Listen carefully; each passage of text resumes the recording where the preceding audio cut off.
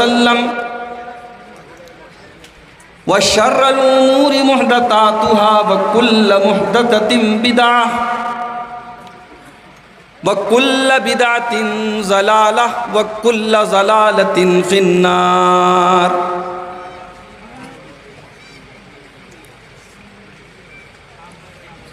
اعوذ باللہ من الشیطان الرجیم. بسم اللہ الرحمن الرحیم.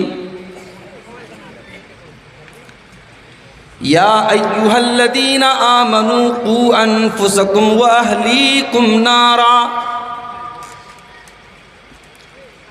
وقودها الناس والحجارة علیہا ملائکۃ غلاظ شداد لا یعصون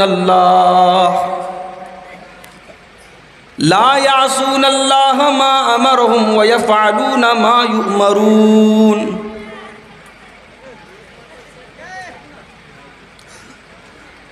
صدر محترم،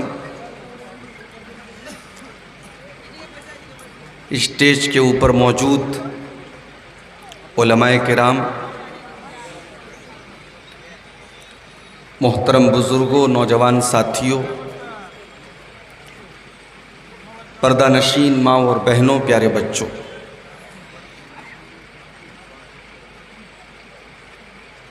سمجھ میں نہیں آتا کہ آپ لوگوں کے علاقے میں جلسے کا ماحول کب بدلے گا. رات کے 2:30 بجے آپ ایک مقرر کو بٹھاتے ہیں تقریر کرنے کے. سامنے جو پبلک بیٹھی ہے اس میں آدھے لوگ بیچارے نیند میں ہیں، آدھے لوگ جا چکے ہیں. اب ان کو میں تقریر سناؤں یا میں ان کو جگانے کی کوشش کروں؟ میں کون سی ایسی بات پیش کروں کہ یہ سوئیں نہ، ان کی آنکھیں نہ بند ہوں؟ یہ سارے مسئلے ہوتے ہیں مقرر کے ساتھ. ہمارے پاس کوئی کتھا بھی نہیں ہے، کوئی قصہ کہانی بھی نہیں ہے کہ چلو بھئی ہم آپ کو سنائیں، سریلی آواز میں، میٹھی آواز میں قصے کہانی سناتے چلے جائیں اور آپ سر ہلاتے چلے جائیں اور آنکھیں آپ کی کھلی رہیں. طریقہ بدلیے میرے بھائیوں. ابھی میں نے سنا ہے کٹیہار کی جمعیت نے طے کیا ہے، میٹنگ کی ہے کہ اب سیمانچل کے جلسوں کو بدلا جائے گا، 12 بجے تک جلسے ختم کیے جائیں گے. میں ویلکم کرتا ہوں اگر جمعیت اس طریقے کا فیصلہ لیتی ہے. رات بھر آپ تقریر سنیں اور اس کے بعد صبح فجر کی نماز نہ پڑھیں. میرے بھائیوں، یہ پورے جلسے کی ناکامی ہے. آپ رات بھر آپ نے قرآن و حدیث کی باتیں سنی اور صبح فجر نہیں پڑھ پائے. کتنے لوگ بیچارے آئے ہوں گے، چلو مولانا بدرالدجا صاحب آ رہے ہیں مالدہ سے، چلو عبدالغفار صاحب آ رہے ہیں بنارس سے، ان کی تقریر سنیں گے. انتظار کرتے کرتے انہیں نیند آ گئی، سو گئے یا چلے گئے. کیا طریقہ ہے؟ میری بات اگر بری لگ رہی ہو معاف کیجیے گا، مگر میں یہ چاہتا ہوں کہ آپ نے مجھے اتنی دور سے بلایا ہے. میں آپ کے سامنے ٹائم پاس کرنے نہیں آیا ہوں، تقریر کرنے آیا ہوں. اللہ تعالیٰ نے اگر مجھے کوئی علم دیا ہے، اس علم کی روشنی میں کچھ باتیں آپ کو بتانے آیا ہوں، تو آپ مجھے ایسے ٹائم اسٹیج پر بلائیے جب میں اپنی بات اچھے طریقے سے پیش کر سکوں اور آپ اچھے طریقے سے میری بات کو سن سکیں. 2:30 بجے رات کو تقریر کرنے کا ٹائم نہیں ہے میرے بھائی. ٹھیک ہے بہت سارے مولانا لوگ کرتے ہیں، آپ سنتے بھی ہیں، مجھے لیکن میرے اپنے بس کی چیز نہیں لگتی. میں نے سوچا تھا 1 بجے مجھ سے کہا گیا کہ آپ کو ٹائم مل جائے گا، 2:30 بج رہے ہیں، کیا پیش کروں میں، کیا بات کروں؟ بہرحال قرآن مجید کے 28ویں پارے کی ایک آیت میں نے آپ کے سامنے پڑھی ہے. سورہ تحریم کی آیت نمبر 6 پڑھی ہے میں نے آپ کے سامنے، اور اسی آیت کی روشنی میں آج مجھے آپ سے کچھ ضروری بات کرنی ہے. آئیے پہلے میں اس آیت کا انواد آپ کے سامنے پیش کر دیتا ہوں، آیت کا ترجمہ آپ کے سامنے پیش کر دیتا ہوں۔ یا ایھا الذین آمنوا قوا انفسکم واہلیکم نارا، اے ایمان والو اپنے آپ کو اور اپنے گھر والوں کو، اپنے پریوار کو، اپنی فیملی کو، اپنے بال بچوں کو جہنم کی آگ سے بچاؤ۔ غور کیجئے گا، اللہ تعالیٰ نے یہاں دو چیزوں کا حکم دیا ہے۔ صرف یہ نہیں کہا کہ اپنے آپ کو بچاؤ، اور صرف اپنے پریوار کو بچاؤ ایسا بھی نہیں کہا گیا۔ کیا کہا گیا؟ قوا انفسکم واہلیکم نارا، اپنے آپ کو بھی تمہیں جہنم کی آگ سے بچانا ہے، اور اپنے پریوار کو، اپنے بال بچوں کو، اپنی اولاد کو، اپنی بیوی کو، اپنے ماں باپ کو، اپنے گھر والوں کو بھی آپ کو جہنم کی آگ سے بچانا ہے۔ اللہ تعالیٰ اگر اتنی بات کہہ دیتا تو بات تو پوری ہو گئی تھی۔ اپنے آپ کو اور اپنے گھر والوں کو جہنم کی آگ سے بچاؤ، بات پوری ہو گئی تھی۔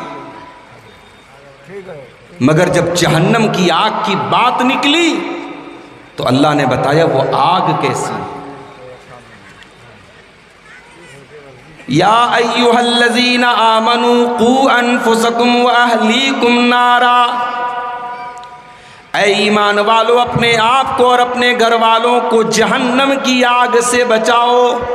وقودھا الناس والحجارہ، جہنم کی آگ پیٹرول سے نہیں جلے گی، ڈیزل سے نہیں جلے گی، کوئلے سے نہیں جلے گی، مٹی کے تیل سے نہیں جلے گی، لکڑیوں سے نہیں جلے گی۔ وقودھا الناس والحجارہ، جہنم کی آگ انسانوں سے جلے گی، اور جہنم کی آگ گندک کے پتھروں سے جلے گی۔ علماء کہتے ہیں گندک کا جو پتھر ہوتا ہے نا، وہ آگ میں اگر ڈال دیا جائے تو آگ اور بھڑک جاتی ہے۔ جہنم کی آگ انسانوں سے جلے گی، منشیہ سے جلے گی، اور جہنم کی آگ گندک کے پتھروں سے جلے گی۔ میرے پیارے بھائیوں، اللہ تعالیٰ جہنم کی آگ کا نقشہ کھینچ رہا ہے، جہنم کی آگ کی تصویر ہمارے سامنے بیان کر رہا ہے۔ میرے بندو اپنے آپ کو اور اپنے گھر والوں کو جہنم کی آگ سے بچاؤ، جو انسانوں سے جلے گی، جو پتھروں سے جلے گی۔ دنیا کی آگ میں کوئی انسان اگر جل جائے، اس کے مرنے کے بعد اس کی ڈیڈ باڈی ہمارے سامنے لائی جائے، کمزور دل اور دماغ کا آدمی جلے ہوئے آدمی کی لاش کو دیکھ نہیں پائے گا۔ کبھی کبھی آپ دیکھیے کہیں حادثہ ہو جاتا ہے۔ آج سے 25-30 سال پہلے بھوپال کے اندر ایک بہت بڑا حادثہ ہوا تھا، جس کو بھوپال گیس کانڈ کے نام سے یاد کرتے ہیں۔ زہریلی گیس لیک ہو گئی، ہزاروں لوگ اس گیس کی وجہ سے مر گئے، اور ان کی پوری باڈی جو ہے وہ جل گئی۔ یا کسی کارخانے میں، کسی بلڈنگ میں جب آگ لگ جائے، اور آگ لگنے کے بعد اس میں سے جب جلی ہوئی لاشیں نکلیں، تو پھر آپ دیکھیے وہ لاش دیکھنے کے لائق نہیں۔ میرے پیارے بھائیوں، دنیا کی آگ میں انسان اگر جل جائے تو اس کے شریر کو ہم دیکھنے کی طاقت بھی نہیں رکھتے۔ جہنم کی آگ تو دنیا کی آگ سے 70 گنا زیادہ خطرناک ہوگی۔ اللہ کے نبی فرماتے ہیں، او لوگو، دنیا کی آگ سے جہنم کی آگ 69 گنا زیادہ، 69 گنا زیادہ خطرناک ہوگی۔ صحابہ نے کہا، اللہ کے نبی، دنیا کی آگ تو جلانے کے لیے کافی ہے، جب دنیا کی آگ ہمیں جلا دیتی ہے اور بھسم کر دیتی ہے تو جہنم کی آگ کتنی خطرناک ہوگی کہ اس سے وہ 69 گنا زیادہ خطرناک ہوگی۔ اللہ تعالی ہمیں اور آپ کو، اپنے آپ کو اور اپنے پریوار کو اس جہنم کی آگ سے بچانے کا حکم دے رہا ہے۔ اللہ کہہ رہا ہے بچاؤ اپنے آپ کو اور اپنے پریوار کو جہنم کی آگ سے۔ میرے پیارے ساتھیوں، آج ہم سب اپنے آپ کو ہم بچاتے ہیں۔ ہم بائک چلاتے ہیں تو ہیلمٹ لگا کر کے چلاتے ہیں تاکہ ایکسیڈنٹ نہ ہو جائے۔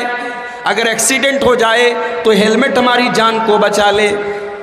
ہم کار چلاتے ہیں تو سیٹ بیلٹ لگا لیتے ہیں, اگر ایکسیڈنٹ ہو جائے تو ہماری جان بچ جائے.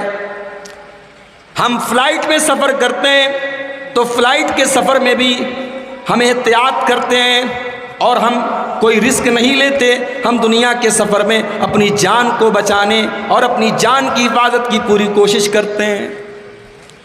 اپنے بچوں کی بہت زیادہ چنتا کرتے ہیں. اگر ہم اپنے بچے کے ماتھے پر ایک خروچ بھی دیکھ لیں, اپنی بیٹی کے سر پر ہمیں کوئی چوٹ بھی دیکھ لیں, اپنی بیوی کے چہرے پر ہم کوئی چوٹ دیکھ لیں, ہم برداشت نہیں کر پاتے, ہم بے چین ہو جاتے ہیں, ہم پریشان ہو جاتے ہیں, ہم ڈسٹرب ہو جاتے ہیں. اللہ فرماتا ہے میرے بندو تمہیں اپنے بچوں سے اتنا پیار ہے, اپنی بیوی سے اتنا پیار ہے, اپنی فیملی سے اتنا پیار ہے, تم اپنے بچوں کو ایک ان کے چہرے پر ایک معمولی سی چوٹ بھی نہیں دیکھ سکتے.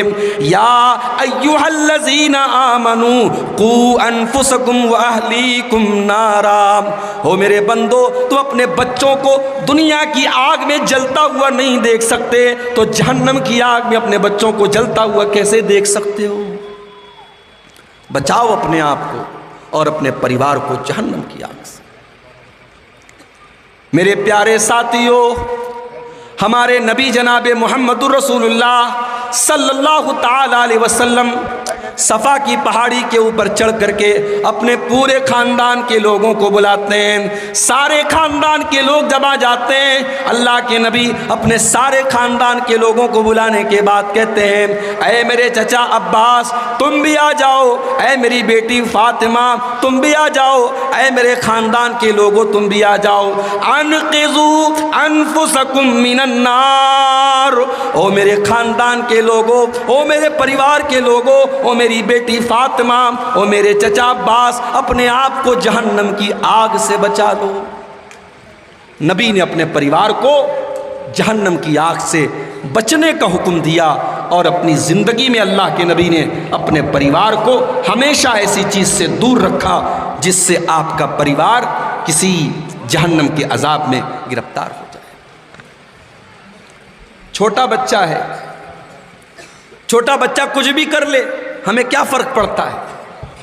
مگر اللہ کے نبی چھوٹے چھوٹے بچوں کو بھی بتاتے تھے کیا حلال ہے, کیا حرام ہے, کیا صحیح ہے, کیا غلط ہے. اللہ کے نبی کے نواسے حضرت حسن رضی اللہ تعالیٰ عنہ مسجد میں کھیل رہے ہیں اور زکوٰۃ کی کھجور آ کر کے رکھی ہوئی ہے, زکوٰۃ کی کھجور آ کر کے رکھی ہے, صدقہ کی کھجور آ کر کے رکھی ہے. حضرت حسن رضی اللہ تعالیٰ عنہ 4 یا 5 سال کے بچے ہیں, ایک کھجور کو اٹھاتے ہیں اور منہ میں ڈالنے لگتے ہیں, منہ میں ڈالنے لگتے ہیں. اللہ کے نبی اگر چاہتے تو کھجور کو چھین لیتے, پھینک دیتے, مگر اللہ کے نبی نے ایسا نہیں کیا. اللہ کے نبی اپنے 4 سال کے نواسے کو بتانا چاہتے تھے کہ یہ کھجور کھانا تیرے لیے حلال نہیں ہے. اللہ کے نبی نے فرمایا ککھن ککھن, اے میرے نواسے اس کھجور کو تو تھوک دے, اس کو منہ سے نکال دے. اما شعرت انا لا ناکل الصدقہ, اے میرے بچے, اے میرے نواسے, تو نبی کا نواسا ہے, تو نبی کی بیٹی کا بیٹا ہے, تو نبی کے پریوار کا ایک حصہ ہے. کیا تجھے پتہ نہیں ہے ہم صدقہ نہیں کھاتے, ہمارے لیے صدقہ جائز نہیں ہے. اے میرے بچے اس کھجور کو تو منہ سے نکال دے.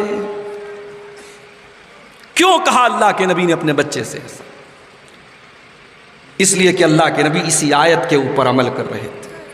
قوا انفسکم واہلیکم نارا, اپنے آپ کو اور اپنے گھر والوں کو جہنم کی آگ سے بچاؤ. میرے بھائیوں, انسان جب مصیبت میں آتا ہے سب سے پہلے اپنے گھر آتا ہے.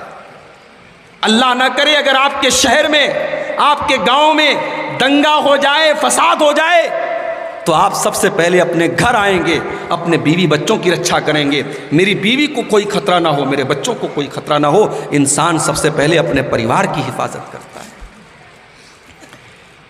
قرآن کریم اسی بات کا اعلان کر رہا ہے, قوا انفسکم واہلیکم نارا, میرے بندو تم اپنے آپ کو اور اپنے گھر والوں کو جہنم کی آگ سے بچانے کی کوشش کرو. کیسے بچائیں گے؟ نہ باپ نماز پڑھ رہا ہے، نہ بیٹا نماز پڑھ رہا ہے، نہ ماں نماز پڑھ رہی ہے، نہ بیٹی نماز پڑھ رہی ہے۔ اللہ کے نبی تو فرماتے ہیں مرو اولادکم بالصلاۃ وہم ابناء 7 سنین، جب تمہارے بچے 7 سال کے ہو جائیں تو ان کو نماز کا حکم دو۔ ہمارے علماء بیٹھے ہوئے ہیں، 7 سال کا بچہ تو نابالغ ہوتا ہے، 7 سال کے بچے کے اوپر نماز تو فرض نہیں ہے، مگر اللہ کے نبی فرما رہے ہیں کہ 7 سال کا تمہارا بچہ ہو گیا، سمجھدار ہو گیا، اب چلنے پھرنے کے لائق ہو گیا، اسے مسجد میں لے کر کے نماز میں لے کر کے آؤ۔ اپنے بچوں کو جب وہ 7 سال کے ہو جائیں نماز پڑھنے کی عادت ڈلواؤ۔ وَاضْرِبُوهُمْ عَلَيْهَا وَهُمْ أَبْنَاءُ 10 سنین، اور جب تمہارے بچے 10 سال کے ہو جائیں اور نماز نہ پڑھے تو ان کی پٹائی کرو۔ 10 سال کا بچہ بھی نابالغ ہوتا ہے، 10 سال کے بچے کے اوپر نماز فرض نہیں ہے، مگر اللہ کے نبی تعلیم دے رہے ہیں کہ تمہارا بچہ اگر 10 سال کا ہو گیا ہے، چاہے لڑکا ہو چاہے لڑکی ہو، اسے آپ نماز اگر نہیں پڑھتا ہے تو پٹائی کرو، اس کو مارو۔ کس منہ سے ماریں گے؟ ہم تو خود نماز کے ٹائم دکان کے اوپر بیٹھے ہوئے ہیں، ہم تو خود نماز کے ٹائم موبائل میں لگے ہوئے ہیں، جب باپ خود نماز پڑھے گا تب تو اپنے بچوں کو نماز کا حکم دے گا۔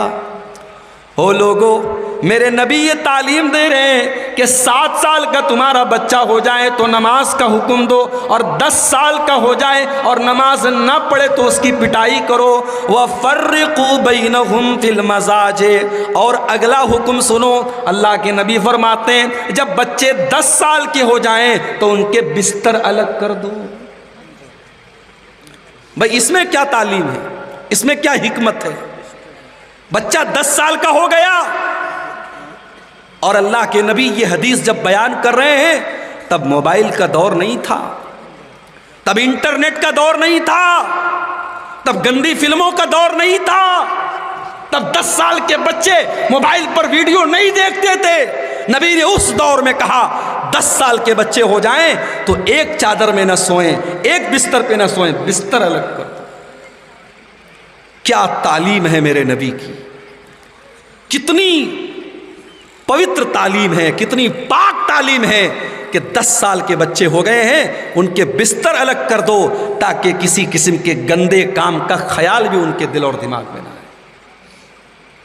آج سماج میں یہ بھی ہو رہا ہے، وہ کام جسے حضرت لوط علیہ السلام کی قوم نے کیا تھا اور جس کام کی وجہ سے اللہ کا سب سے بھیانک عذاب آیا تھا، ایسا عذاب دنیا میں کسی قوم کے اوپر نہیں آیا تھا۔ پتھروں کی بارش ہوئی تھی، اور پتھر بھی کیسے برسے تھے؟ ہر پتھر کے اوپر نام لکھا تھا، یہ پتھر فلاں کے اوپر گرے گا، یہ پتھر فلاں کے اوپر گرے گا۔ جو پتھر جس کے نام کا تھا اس کی کھوپڑی پر گرتا تھا اور وہیں پر وہ ختم ہو جاتا تھا۔ اور اللہ نے پتھر کی بارش اتارنے کے بعد اس پوری بستی کو الٹ دیا تھا۔ اس قوم کا اپرادھ کیا تھا، اس قوم کا جرم کیا تھا؟ اس قوم کے اندر مرد مرد کے ساتھ ناجائز سنبندھ بناتا تھا، اس قوم کے اندر اغلام بازی ہوتی تھی، اس قوم کے لڑکے لڑکوں سے تعلق بناتے تھے، اس قوم کے اندر یہ گندگی پائی جاتی تھی۔ اللہ کے نبی کیا حکم دے رہے ہیں؟ 10 سال کے بچے ہو جائیں بستر لگا۔ اور آگے بڑھیے، ابھی تو بچے پیدا بھی نہیں ہوئے، ابھی تو آپ شادی کرنے جا رہے ہیں، شادی کرنے کا من بنا رہے ہیں، آپ کی امی جان آپ کے لیے رشتہ تلاش کر رہی ہیں، آپ کی امی جان آپ کے لیے سب سے خوبصورت لڑکی تلاش کر رہی ہیں، سب سے حور جیسی لڑکی تلاش کر رہی ہیں، آپ کی ہونے والی بیوی کا رشتہ تلاش کیا جا رہا ہے۔ اسلام یہاں پر بھی کیا شکشا دیتا ہے، کیا تعلیم دیتا ہے؟ اللہ کے نبی فرماتے ہیں تُنْکَحُ الْمَرْأَةُ لِأَرْبَعٍ، جب عورت کی شادی ہوتی ہے تو 4 چیزیں عورت کے اندر دیکھی جاتی ہیں، عورت کے اندر 4 چیزیں دیکھی جاتی ہیں۔ لِمَالِهَا، عورت کا مال دیکھا جاتا ہے، وَلِجَمَالِهَا، عورت کی خوبصورتی، اس کی سندرتا، اس کا کتنی اسمارٹ ہے، کتنی ہینڈسم ہے، یہ سب دیکھا جاتا ہے۔ وَلِحَسَبِهَا، اور عورت کا خاندان دیکھا جاتا ہے۔ ہم شیرشاہ وادی ہیں تو شیرشاہ وادی ہونا چاہیے، ہم شیخ ہیں شیخ ہونا چاہیے، ہم انصار ہیں انصاری ہونی چاہیے، برادری دیکھی جاتی ہے، خاندان دیکھا جاتا ہے۔ وَلِدِينِهَا، اور آخری چیز اللہ کے نبی نے فرمائی دینداری دیکھی جاتی ہے۔ اللہ کے نبی نے 4 چیزوں کا نام لیا، مال دیکھا جاتا ہے، خوبصورتی دیکھی جاتی ہے، خاندان دیکھا جاتا ہے، اور دینداری دیکھی جاتی ہے۔ اب علماء کیا کہتے ہیں اس حدیث کی شرح میں کہ مال یہودی دیکھتے تھے، مال یہودی دیکھتے تھے، کیونکہ یہودی بڑے لالچی اور بخیل اور کنجوس ہوتے تھے، تو وہ جب رشتہ دیکھنے جاتے تھے تو وہ دیکھتے تھے کتنے مال والی لڑکی ہے۔ مجھے آپ کے اسی شیرشاہ وادی علاقے سے اور اسی سیمانچل کے علاقے میں مجھے لوگوں نے بتایا کہ مولوی صاحب لڑکیوں کہ لڑکے والے لڑکی والوں سے باقاعدہ 4 لاکھ 5 لاکھ 3 لاکھ کی ڈیمانڈ کرتے ہیں، اور پھر وہ پیسہ جب ملتا ہے تب اس سے زیور خریدا جاتا ہے، اس سے لڑکے کا کپڑا خریدا جاتا ہے، اس سے شادی کا انتظام کیا جاتا ہے، یہاں تک کہ لڑکا مہر بھی اپنی بیوی کو اس کے باپ کی ملی ہوئی کمائی سے دیتا ہے۔ چلو بھر پانی میں ڈوب مرنا چاہیے ہمیں اور آپ کو۔ اتنے بڑے بھکاری اور اتنے بڑے بھک منگے، عورت کا سب سے بڑا جو حق ہے، جس مہر کے بدلے تم اپنی بیوی کو نکاح میں لاتے ہو، تم اتنے بڑے اپاہج ہو، اتنے بڑے تم بھکاری ہو، اتنے بڑے تم بزدل ہو کہ تم اس مہر کی رقم بھی اس لڑکی کے باپ سے لیتے ہو۔ جلسے کرا لیا آپ نے، 2-2 لاکھ روپے کے پنڈال لگا لیا آپ نے، بنارس سے لے کر کے دلی تک سے علماء کو بلا لیا آپ نے، اور سماج کی یہ برائی آپ ختم نہیں کر پا رہے ہیں۔ میرے بھائیوں، یہ ہمارے لیے شرم کی بات ہے، شرم کی بات ہے۔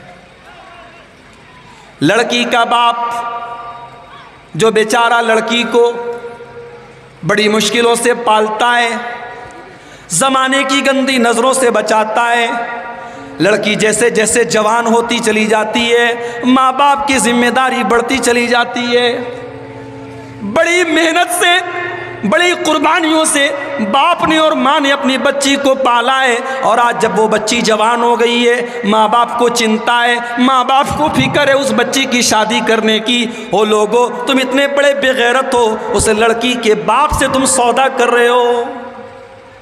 سودا ہوتا ہے سودا، لڑکا جتنا کامیاب ہو اتنا زیادہ سودا ہوتا ہے۔ لڑکا اگر کسی گورنمنٹ ٹیچر ہے، لڑکا اگر دلی میں جاب کرتا ہے، لڑکا اگر اچھی پوسٹ پر ہے، تب تو صاحب 5 لاکھ سے کم میں بات نہیں بنے گی۔ اس لڑکی کے باپ کے جذبات سے تم کھیل رہے ہو۔ یا تو وہ اگر پیسے والا ہے تو ٹھیک ہے 4 لاکھ 5 لاکھ دے دے گا، اگر غریب ہے تو کہاں سے دے گا؟ اور نہیں دے گا تو اس کی لڑکی 25 سال کی 30 سال کی 35 سال کی ہو رہی ہے، باپ کے پاس جہیز کی ڈیمانڈ پورا کرنے کا انتظام نہیں ہے، تو میرے بھائیوں بتاؤ وہ لڑکی جو 35 سال کی ہو رہی ہے، اگر اس کے قدم بھٹک گئے اور اگر وہ غلط راستے پر چلی گئی، اس کا ذمہ دار کون؟ سوچنے کی بات ہے میرے بھائی، ہم سماج کو کہاں لے کے جا رہے ہیں؟ اس جہیز کی رسم نے آج کتنی لڑکیوں کی عزت کو برباد کر دیا، کتنے گھروں کی عزت کو برباد کر دیا، کتنے باپ نے خودکشی کر لی، کتنی لڑکیوں نے خودکشی کر لی، مگر ہماری آنکھیں نہیں کھلتی۔ لالچ اتنا بھرا ہوا ہے، لالچ اتنا بھرا ہوا ہے کہ ہم اس رسم کو ختم نہیں کرنا چاہتے۔ کیوں؟ کیونکہ ہم اپنی بہن کی شادی ہوتی تو ہمیں دینا پڑتا ہے، تو صاحب جب ہم نے دیا ہے تو ہم لیں گے۔ ایک بات نوٹ کر لو میری، دینے والے کی مجبوری ہو سکتی ہے، لینے والے کی کوئی مجبوری نہیں ہے۔ اگر آپ لڑکے والے ہیں اور آپ لے رہے ہیں تو یہ آپ کی مجبوری نہیں ہے، یہ آپ کی شرارت ہے، اور اللہ کے آپ کو اس کا جواب دینا پڑے گا۔ اللہ کے نبی فرماتے ہیں عورت کے اندر 4 چیزیں دیکھی جاتی ہیں۔ مال یہودی دیکھا کرتے تھے، خوبصورتی عیسائی دیکھا کرتے تھے، اور خاندان مکہ کے مشرکین دیکھا کرتے تھے، اور اسلام جب آیا تو اسلام نے خوبصورتی سے منع نہیں کیا، مال سے منع نہیں کیا، خاندان سے منع نہیں کیا، مگر اسلام نے سروپری سب سے اوپر کس چیز کو رکھا؟ فرمایا فَاظْفَرْ بِذَاتِ الدِّینِ، تم دیندار لڑکی کو اپنے گھر میں بہو بنا کر کے لاؤ، دیندار لڑکی کو لے کر کے آؤ۔ اگر آپ کے گھر میں پردہ نہیں ہے، دیندار لڑکی آئے گی، پردے کا ماحول بنائے گی۔ آپ کے گھر کے اندر اگر بے حیائی ہے، دیندار لڑکی آئے گی، شرم و حیا کا ماحول بنائے گی۔ اگر آپ کے گھر میں دن رات فلمی گانے سنے جاتے ہیں، اگر ایک ایسی لڑکی آئے گی جو دیندار ہے، انشاءاللہ وہ لڑکی گھر میں قرآن پڑھنے کا ماحول بنائے گی۔ تو اگر اپنے آپ کو اور اپنے پریوار کو جہنم کی آگ سے بچانا ہے تو شروعات یہاں سے کرنی ہے۔ اللہ کے نبی فرماتے ہیں کہ دیندار عورت کو تم اپنے گھر میں بیوی بنا کر کے لے آؤ، کامیاب ہو جاؤ۔ میرے پیارے ساتھیوں، دیندار عورت سے بڑا کوئی خزانہ نہیں ہے، دیندار عورت سے بڑی کوئی دولت نہیں ہے۔ اللہ کے نبی فرماتے ہیں لِيَتَّخِذْ أَحَدُكُمْ قَلْبًا شَاكِرًا وَلِسَانًا ذَاكِرًا وَزَوْجَةً مُؤْمِنَةً تُعِينُهُ عَلَىٰ أَمْرِ الْآخِرَةِ۔ او لوگو، اگر تمہیں خزانہ ہی بنانا ہے، تمہیں دولت ہی اگر اپنے گھر میں لانا ہے، تو تین چیزوں کو خزانہ بنا لو، تین چیزوں کو اپنے گھر میں اسٹور کر لو، تین چیزوں کو اپنی دولت بنا لو، اپنی سمپتی بنا لو۔ قلباً شاکرا، اپنے سینے کے اندر ایسا دل پیدا کرو جو دل اللہ تعالیٰ کا شکریہ ادا کرنے والا ہو، جس دل کے اندر ہمیشہ اللہ تعالیٰ کا شکر ہو، ایسا دل پیدا کرو جو اللہ کا شکر ادا کرے، جس دل کے اندر ناشکری نہ ہو۔ وَلِسَانًا ذَاكِرًا، اور اپنے منہ کے اندر ایسی زبان پیدا کرو جو ہمیشہ اللہ تعالیٰ کا ذکر کرتی رہے، اللہ کو یاد کرتی رہے۔ اور تیسری چیز وَزَوْجَةً مُؤْمِنَةً، ایمان والی نیک اور دیندار عورت کو اپنے گھر میں بیوی بنا کر کے لے آؤ، تُعِينُهُ عَلَىٰ أَمْرِ الْآخِرَةِ۔ یہ جو آج کل لو میرج ہو رہی ہے، پہلے تو بہت کم سنائی دیتا تھا، اب بہت ہو سنائی دے رہا ہے۔ لو میرج جب ہوگی تو ظاہر ہے دیندار عورت تو لو میرج نہیں کرے گی، دیندار عورت لو میرج نہیں کرے گی، دیندار عورت میرج کے بعد لو کرے گی۔ اسلام میں لو میرج نہیں ہے، اسلام میں محبت کر کے شادی کرنا نہیں ہے، اسلام میں شادی کر کے محبت کرنا ہے۔ اسی لیے اللہ نے جب میاں بیوی کے رشتے کا ذکر کیا تو کیا فرمایا؟ وَمِنْ آيَاتِهِ أَنْ خَلَقَ لَكُمْ مِنْ أَنفُسِكُمْ أَزْوَاجًا، اللہ تعالیٰ کی بہت بڑی نشانی یہ بھی ہے کہ اس نے تمہارے لیے تمہارے جوڑے بنائے، تمہاری بیویوں کو بنایا، لِتَسْكُنُوا إِلَيْهَا، تاکہ تم اپنی بیوی سے سکون حاصل کرو۔ وَجَعَلَ بَيْنَكُمْ مَوَدَّةً وَرَحْمَةً، اور اللہ تعالیٰ نے پتی پتنی کے بیچ میں محبت پیدا کی ہے، رحمت پیدا کی ہے، محبت پیدا کی اللہ نے پتی پتنی کے بیچ میں۔ یہاں تو بغیر شادی کے زنا ہو رہا ہے، بدکاری ہو رہی ہے، اور اس کو لو اور پیار کا نام دیا جا رہا ہے۔ اللہ کی قسم، وہ لو نہیں ہے، وہ لشٹ ہے، وہ پیار نہیں، وہ ہوس ہے۔ محبت وہ ہوتی ہے جو نکاح کے بندھن میں بندھ کر کے جب عورت آپ کے گھر میں آتی ہے، وہ آپ پر جان چھڑکتی ہے، آپ اس کے اوپر جان چھڑکتے ہیں، اس کو محبت کہتے ہیں۔ اور وہ محبت موبائل سے نہیں پیدا ہوتی، وہ محبت سوشل میڈیا سے نہیں پیدا ہوتی، وہ محبت اللہ پیدا کرتا ہے۔ اللہ کہہ رہا ہے ہم نے میاں بیوی کے درمیان محبت پیدا کر دی۔ اور جانتے ہو میاں بیوی کا رشتہ بڑا پیارا رشتہ ہوتا ہے۔ اللہ نے فرمایا ہن لباس لکم وانتم لباس لہن، اے مردو تمہاری عورتیں تمہارے لیے لباس ہیں، اور اے عورتوں تم اپنے مردوں کے لیے لباس ہو۔ مرد عورت کے لیے لباس ہے، عورت مرد کے لیے لباس ہے۔ لباس کا مطلب کیا ہوا؟ بھائی میں کرتا پائجامہ صدری پہن کے آپ کے سامنے بیٹھا ہوں اس لیے کہ یہ لباس مجھے اچھا لگتا ہے۔ آپ میں سے بہت سارے نوجوان ٹی شرٹ پہنتے ہیں, جینس کی پینٹ پہنتے ہیں. کیوں؟ کیونکہ وہ لباس اسے اچھا لگتا ہے. اللہ تعالیٰ کیا کہہ رہا ہے؟ مرد عورت کے لیے لباس ہے, عورت مرد کے لیے لباس ہے. یعنی عورت کی زندگی سے, شوہر کی زندگی سے بیوی کو نکال دو تو شوہر کی زندگی بلیک اینڈ وائٹ ہو جائے گی. بیوی کی زندگی سے شوہر کو نکال دو تو بیوی کی زندگی بلیک اینڈ وائٹ ہو جائے گی. شوہر سے بیوی کی زندگی میں کلر آتا ہے اور بیوی سے شوہر کی زندگی میں کلر آتا ہے. دونوں ایک دوسرے کا لباس ہیں. اور لباس کا ایک کام اور بھی ہے میرے بھائی. گرمی کا موسم ہے, میں کاٹن کا کپڑا پہن کے آیا. سردی کا موسم ہوتا, میں اونی کپڑا پہن کے آتا. موسم کے حساب سے ہم کپڑا پہنتے ہیں. ہمیں کپڑا اور لباس موسم کے اثر سے بچاتا ہے, موسم کے نقصان سے بچاتا ہے. اب قرآن کی اس آیت پر ذرا غور کرو. ہن لباس لکم وانتم لباس لہن. مردوں کے لیے عورتیں لباس ہیں اور عورتیں مردوں کے لیے لباس ہیں. یعنی زمانے کی گندی نظروں سے بیوی کو شوہر بچاتا ہے, اور شوہر جب گھر کے باہر بے حیا لڑکیوں کو دیکھتا ہے اور جب گھر میں بیوی کے پاس آتا ہے اسے سکون مل جاتا ہے, اس کے دل کی بے چینی ختم ہو جاتی ہے. شوہر بیوی کو بچاتا ہے, بیوی شوہر کو بچاتی ہے. تو شادی کی بنیاد جہیز پر مت کرو میرے بھائی. شادی کی بنیاد دینداری پر کرو, اور شادی صحیح ٹائم پر کرو. لڑکا 20 سال کا ہو گیا, لڑکی 18 سال کی ہو گئی, شادی کر دو. ہمارے یہاں یہ ہوتا ہے پہلے نوکری مل جائے. کتنے لڑکے 30 سال کے ہو گئے, نوکری نہیں مل رہی ہے, تو کیا شادی نہیں کرو گے؟ بھائی مجھے بھوک لگی ہے, مجھے کھانا چاہیے. رات کو 10 بجے میں نے کھانا مانگا, کھانا نہیں ملا. 11 بج گئے, 12 بج گئے, رات کے 1 بج گئے, اور آپ آ کر کے مجھے تسلی دے رہے صاحب سو جائیے, صبح آپ کو کھانا دیں گے. تو صبح تک تو میری حالت خراب ہو جائے گی. انسان کو ٹائم پر کھانا نہ ملے, انسان کا بدن کمزور ہو جاتا ہے. انسان کو اگر پیاس لگے اور پانی نہ ملے, انسان تڑپنے لگتا ہے. میرے بھائیوں, لڑکا جوان ہو گیا, لڑکی جوان ہو گئی, اللہ نے جسم کے کچھ تقاضے بنائے ہیں, اللہ نے جسم کی کچھ ضرورت بنائی ہے. مرد کو عورت کی ضرورت ہے, عورت کو مرد کی ضرورت ہے. آپ تقریر کر دینے سے, جلسہ کر دینے سے مرد کی ضرورت پوری ہونے والی نہیں ہے, عورت کی ضرورت پوری ہونے والی نہیں ہے. شادی کا علاج صرف اور صرف شادی ہے. اس لیے صحیح عمر پر آپ لڑکے لڑکیوں کی شادی کیجئے, بہت ساری برائیوں سے سماج پاک ہو جائے. آج شادی کرنے میں 1000 بار سوچنا پڑتا ہے.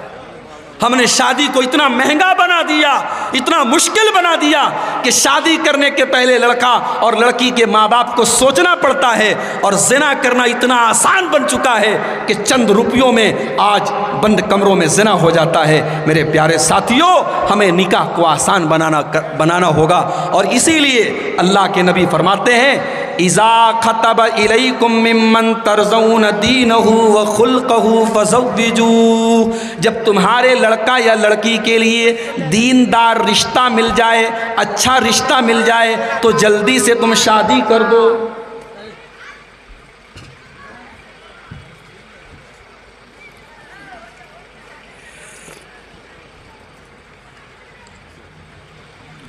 جب تمہارے لڑکا یا لڑکی کے لیے دیندار رشتہ مل جائے تو تم جلدی سے شادی کر دو. اگر تم شادی کرنے میں تاخیر کرو گے, دیر کرو گے, تکن فتنۃ فی الارض, تو زمین میں فتنہ پھیل جائے گا, وفساد عریض, اور زمین میں بہت بڑا فساد پھیل جائے گا. اب شادی کی بات آئی ہے تو ایک بات اور کہنا چاہوں گا. ہمارے یہاں رشتہ لگا نہیں, لڑکے نے لڑکی کا نمبر حاصل کیا, بات چیت بھی کرنے لگے, ملاقات بھی کرنے لگے, اور کہیں کہیں تو سمجھو نکاح کے پہلے لڑکا یہ سمجھنے لگتا ہے لڑکی میرے لیے جائز ہو گئی. حرام ہے یہ کام کرنا. صرف رشتہ لگا ہے, صرف منگنی ہوئی ہے, آپ کو حق نہیں ہے کہ آپ لڑکی کے قریب جائیں. میرے پیارے ساتھی, ہاں رشتہ اگر لگ گیا ہے تو شریعت نے اس بات کی اجازت دی ہے کہ مرد عورت کو ایک بار دیکھ سکتا ہے. آج کا دور موبائل کا دور ہے. لڑکی والے فوٹو اگر بھیج دیں, لڑکے کو ایک نظر فوٹو دکھا دیا جائے, مسئلہ حل ہو گیا. ایک نظر دیکھنے کی اجازت شریعت دیتی ہے تاکہ لڑکا بعد میں یہ نہ کہے میری مرضی کے خلاف میری شادی ہوئی ہے. لڑکا لڑکی کو ایک نظر دیکھ لے, لڑکی لڑکے کو ایک نظر دیکھ لے, شریعت اس بات کی اجازت دیتی ہے. اب آئیے اس پر ایک بڑا پیارا واقعہ آپ کو سناتا ہوں. اللہ کے نبی کے ایک صحابی تھے حضرت مغیرہ ابن شعبہ رضی اللہ تعالیٰ عنہ. حضرت مغیرہ ایک انصاری لڑکی کو نکاح کا پیغام بھیجتے ہیں. اللہ کے نبی کو پتہ چلتا ہے, ابن ماجہ کی صحیح روایت ہے, اللہ کے نبی حضرت مغیرہ سے کہتے ہیں اے مغیرہ انظرت الیہا, کیا تم نے اپنی ہونے والی بیوی کو دیکھا ہے؟ کہا نہیں ہے اللہ کے نبی, دیکھا تو نہیں ہے, دیکھا نہیں ہے.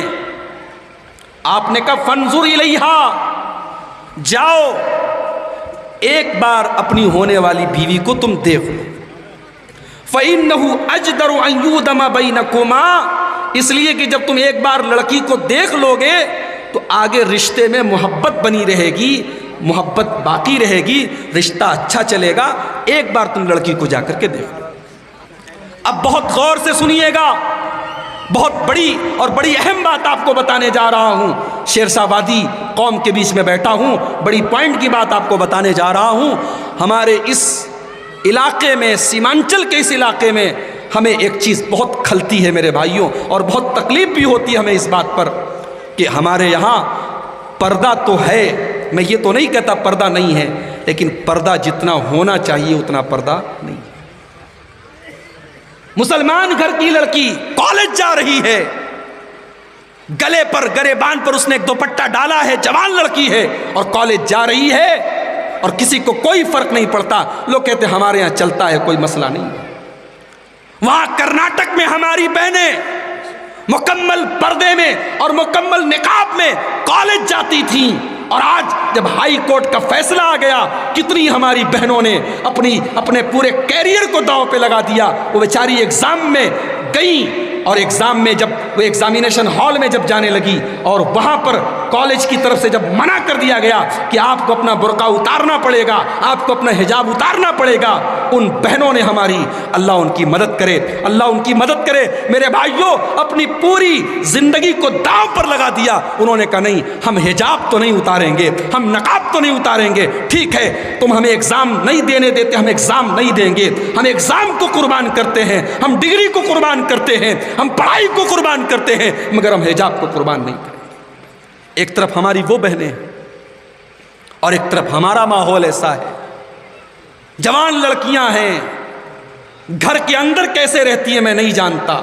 میں تو جلسے کے موقع پر آپ کے بیچ میں آتا ہوں, میں دیکھتا ہوں عورتوں کے پنڈال سے لڑکیاں نکل رہی ہیں, جوان لڑکیاں ہیں اور بے پردہ نکل رہی ہیں, اپنی ماں کے ساتھ بے پردہ جا رہی ہیں. اور حیرت تو تب ہوتی ہے جب 60 سال کی اور 70 سال کی بوڑھی عورت, وہ تو چادر میں اور نقاب میں اور حجاب میں ہے, اور 20 سال کی جو جوان لڑکی ہے جس کو زیادہ پردہ کرنا چاہیے وہ بغیر پردے کے جا رہی ہے.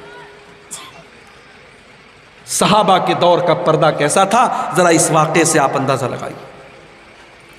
حضرت مغیرہ کہتے ہیں کہ اللہ کے نبی نے مجھ کو اجازت دے دی کہ میں اس انصاری لڑکی کو ایک نظر دیکھ لوں.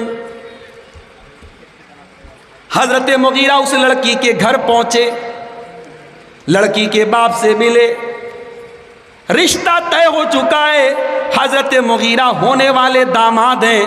حضرت مغیرہ نے کہا مجھے اللہ کے نبی نے بھیجا ہے, میں آپ کی بیٹی کو ایک بار دیکھنا چاہتا ہوں. حدیث کے الفاظ ہیں فَكَأَنَّهُمَا كَرِهَا ذَلِكَ.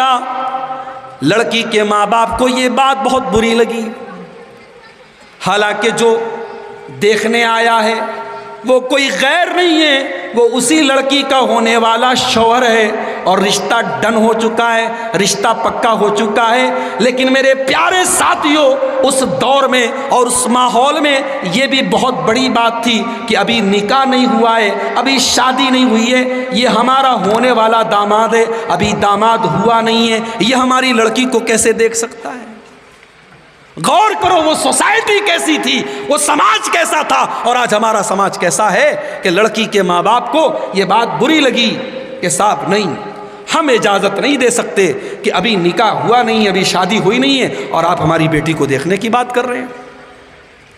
حدیث کے الفاظ ہیں، لڑکی اندر پردے میں سے کہتی ہے کہ اگر یہ اللہ کے رسول کا حکم ہے، میری مائیں بہنیں غور سے سنیں، لڑکی اندر پردے سے کہتی ہے اگر یہ اللہ کے رسول کا حکم ہے تو پھر مجھے کوئی اعتراض نہیں ہے، تم مجھے ایک نظر دیکھو، میں پرمیشن دیتی ہوں، میرے ماں باپ تیار نہیں ہیں لیکن چونکہ اللہ کے رسول کا حکم ہے میں پرمیشن دیتی ہوں، تم مجھے ایک نظر دیکھ لو، لیکن ہاں اگر یہ اللہ کے رسول کا حکم نہیں ہے اور تم جھوٹ بول رہے ہو اور صرف تم مجھے دیکھنے کے لیے آئے ہو تو اقسم باللہ علیک، میں اللہ کا واسطہ دیتی ہوں کہ تم ایسا کام مت کرو۔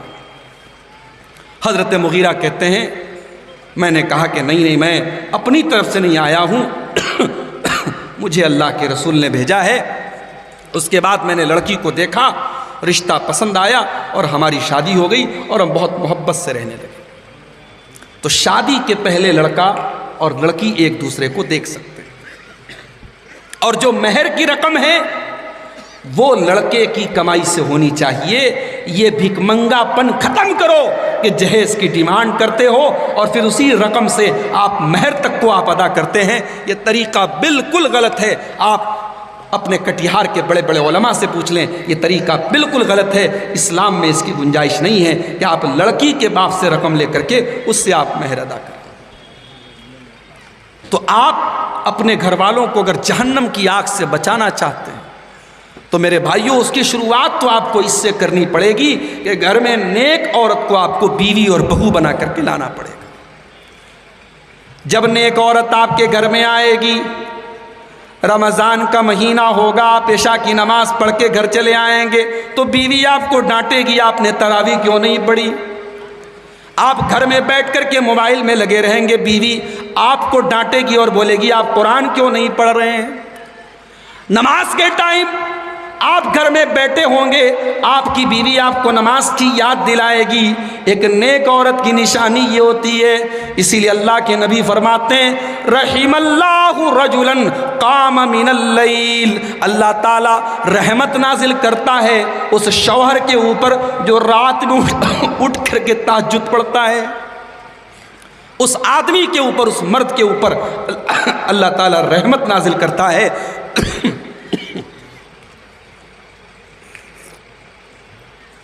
جو رات میں اٹھ کر کے تہجد پڑھتا ہے، اور اکیلے نہیں پڑھتا ہے، وَأَيْقَظَ امْرَأَتَهُ، اپنی اہلیہ کو، اپنی بیوی کو بھی اٹھاتا ہے، اور بیوی اگر اٹھنے سے انکار کر دیتی ہے تو بیوی کے چہرے پر پانی چھڑک دیتا ہے، چل اٹھ، چل تو بھی میرے ساتھ تہجد پڑھ۔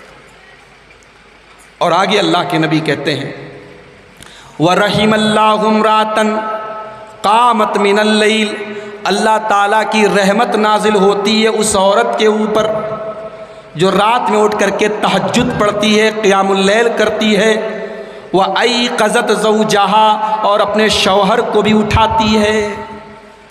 یہاں ایک مسئلہ نوٹ کر لیجئے آپ، آگے رمضان کا مہینہ آ رہا ہے، یہ سوال اکثر پوچھا جاتا ہے کہ شیخ صاحب یہ بتائیے رمضان میں ہم نے امام صاحب کے پیچھے تراویح پڑھ لی، اب تراویح پڑھنے کے بعد اگر ہم گھر میں آ کر کے رات میں تہجد پڑھنا چاہیں تو کیا ہم پڑھ سکتے ہیں؟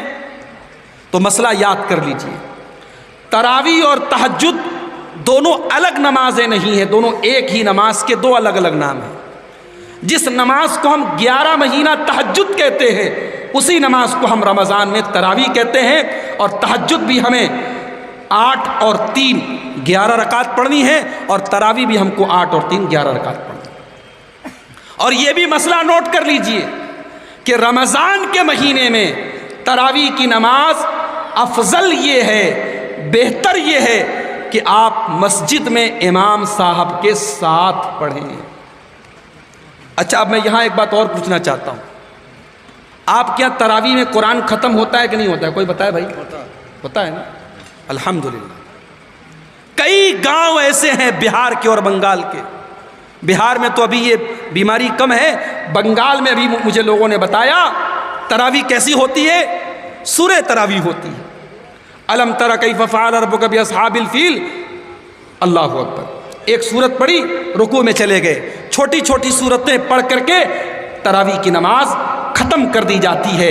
ये तरावी की नमाज ये नबी के तरीके के मुताबिक नहीं है मेरे भाई। अगर छोटी छोटी सूरतें पढ़नी है तो फिर क्या ज़रूरत है तरावी पढ़ने की? अल्लाह के नबी की तरावी लंबी होती है। ज़रूरी नहीं है आप कुरान ख़त्म करें, कुरान ख़त्म करना ज़रूरी नहीं है, फ़र्ज़ नहीं है। लेकिन इसका यह मतलब भी नहीं है कि आप अलम तरा कैफ फ़अल और कुल हुवल्लाहु अहद और इन्ना अतैना कल कौसर पढ़ करके आप तरावी की नमाज़ पढ़ें। तरावी की नमाज लंबी होनी चाहिए। और तरावी की नमाज आप इमाम के साथ पढ़िए, मस्जिद में पढ़िए, जमात के साथ पढ़िए। अल्लाह के नबी फरमाते हैं मन कामा मअल इमामी हत्ता यनसरिफा कुतिबा लहू क़ियामु लैलतिन, जो इमाम के साथ तहज्जुद की नमाज, तरावी की नमाज, क़ियामुल लैल की नमाज रमज़ान में पढ़ेगा, जो तरावी की नमाज जमात के साथ पढ़ेगा, इमाम के साथ पढ़ेगा, हत्ता यनसरिफा, यहाँ तक कि इमाम सलाम फेर दे और पूरी 11 रकात पढ़ ले, कुतिबा लहू क़ियामु लैलतिन, तो उस तरावी पढ़ने वाले को रात भर तहज्जुद पढ़ने का सवाब मिलेगा। आपने इमाम के साथ आधा घंटा तरावी पढ़ी, 1 घंटा तरावी पढ़ी और आपको सवाब मिल रहा है पूरी रात पढ़ने का। मेरे भाइयों, ये बहुत बड़ी फजीलत है जो हमें रमज़ान में मिलने वाली है। इससे हम चूके ना, इस मौके को हम न चूके, इसका हम फ़ायदा उठाएं। अफसोस की बात है, आगे रमज़ान का महीना आ रहा है, हमारे बहुत सारे भाई रमज़ान को भी बाकी साल के 11 महीनों की तरह गुजार देते हैं। अल्लाह के नबी ने बद्दुआ की है, नाम लेकर के बद्दुआ की है, रगीमा अनफु रजुलिन अदरक रमज़ान, उस इंसान की नाक मिट्टी में मिल जाए, उस इंसान का सत्यानाश हो जाए, वो इंसान बर्बाद हो जाए जो रमज़ान का महीना पाए और रमज़ान आकर के चला जाए और उसके गुनाहों की माफ़ी ना हो पाए, उसके गुनाहों की बख्शिश ना हो पाए। उस इंसान से बड़ा बदनसीब इंसान कोई नहीं है। और जब रमज़ान का आखिरी अशरा आ जाए, जब रमज़ान की 21वीं रात शुरू हो जाए, आखिरी 10 दिन जब आ जाएं, तो अल्लाह के नबी क्या करते थे, ज़रा हदीस उठा करके आप देखिए। अम्मा आयशा फरमाती हैं जब रमज़ान का आखिरी अशरा आ जाता था, अल्लाह के नबी आई क़ज़ा लहू, अपने घर वालों को जगाया करते थे, अपने घर वालों को जगाया करते थे। वह अहया लैलहू, और रात भर आप इबादत किया करते थे। वह शद्दा मीज़रहू, और अल्लाह के नबी अपनी कमर कस लेते थे, बहुत मेहनत करते थे, बहुत इबादत करते थे।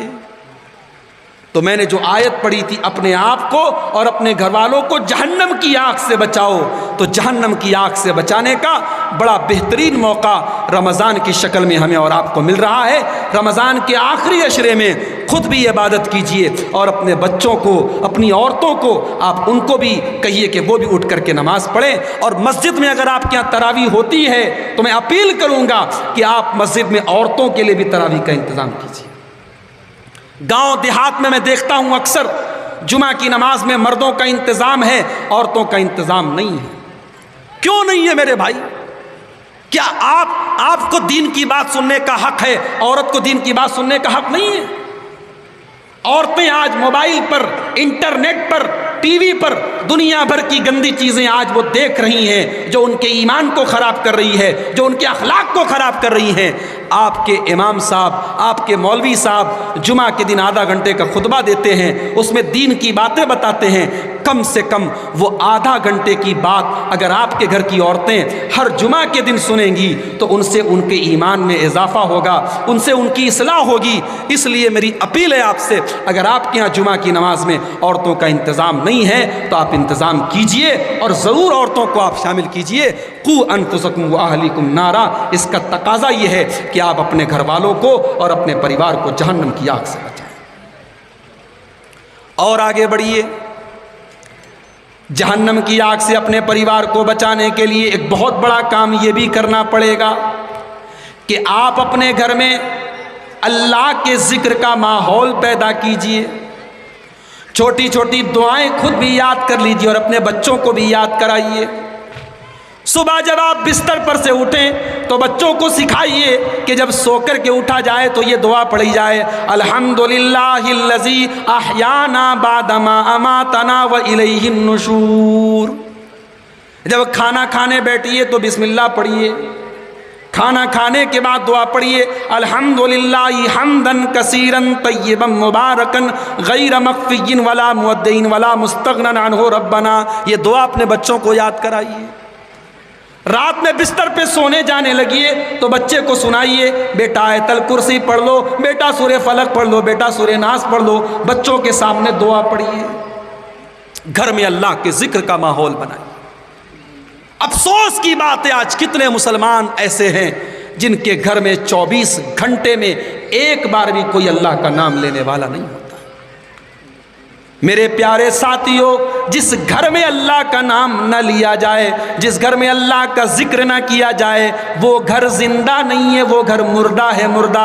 اللہ کے نبی فرماتے ہیں مثل البیت الذی یذکر فیہ اللہ والبیت الذی لا یذکر فیہ اللہ مثل الحی والمیت۔ جس گھر میں اللہ کا نام لیا جائے وہ گھر زندہ ہے، اور جس گھر میں اللہ کا نام نہ لیا جائے وہ گھر مردہ ہے۔ اللہ کا نام لیجئے۔ اور ایک بہت آسان طریقہ آپ کو بتا رہا ہوں، جب بھی آپ گھر میں داخل ہوئیے بسم اللہ پڑھ کے داخل ہوئیے، اور جب گھر سے نکلنے لگیے تو یہ دعا پڑھیے، بسم اللہ توکلت علی اللہ لا حول ولا قوت الا باللہ۔ ارے آدھا منٹ بھی نہیں لگا، آسان سی دعا ہے، یاد کر لیجئے، جب بھی گھر سے نکلیے یہ دعا پڑھ کے نکلیے۔ کیا فائدہ ہوگا اس کا؟ اللہ کے پیارے نبی فرماتے ہیں کہ جب آپ یہ دعا پڑھ کے گھر سے نکلیں گے، بسم اللہ توکلت علی اللہ لا حول ولا قوت الا باللہ، تو فرشتے کہتے ہیں کہ اے اللہ کے بندے قد کفیتا و وقیتا، تو نے ایسی دعا پڑھی ہے کہ اب شیطان تیرے پاس نہیں آ سکتا ہے، تو نے اپنے آپ کو اللہ تعالیٰ کے سرکشا کوچ میں ڈال دیا، اللہ کے پروٹیکشن میں ڈال دیا، تو اللہ کے سرکشا کے گھیرے میں آ گیا، اب شیطان تیرا کچھ نہیں بگاڑ سکتا۔ یہ چھوٹی سی دعا ہے، اسے یاد کر لیجئے، اور گھر سے جب آپ نکلیے تو اس کو پڑھیے، اور جب گھر میں جائیے تو بسم اللہ پڑھ کے جائیے، اور جب رات ہو جائے تو جتنے برتن وغیرہ پانی کے جتنے برتن ہیں ان کو بسم اللہ پڑھ کے ان کا منہ بند کر دیجئے، گھر کا دروازہ بسم اللہ پڑھ کر کے بند کر دیجئے، گھر کے چراغ کی بتی یا لائٹ آف کریے، بسم اللہ پڑھ کے آف کیجئے۔ اللہ کے نبی کہتے ہیں جس چیز پر اللہ کا نام لے کر کے اس کو بند کر دیا جائے شیطان اس کو کھول نہیں سکتا ہے۔ اللہ کے ذکر کا ماحول اپنے گھر میں پیدا کیجئے میرے بھائی، گھر میں نماز کا ماحول پیدا کیجئے۔ مسجد میں ضرور نماز پڑھیے، لیکن سنت نمازیں گھر میں پڑھنے کی عادت ڈالیے۔ فجر کی نماز میں آپ مسجد میں جا رہے ہیں، گھر میں 2 رکعت سنت پڑھ کر کے مسجد میں جائیے۔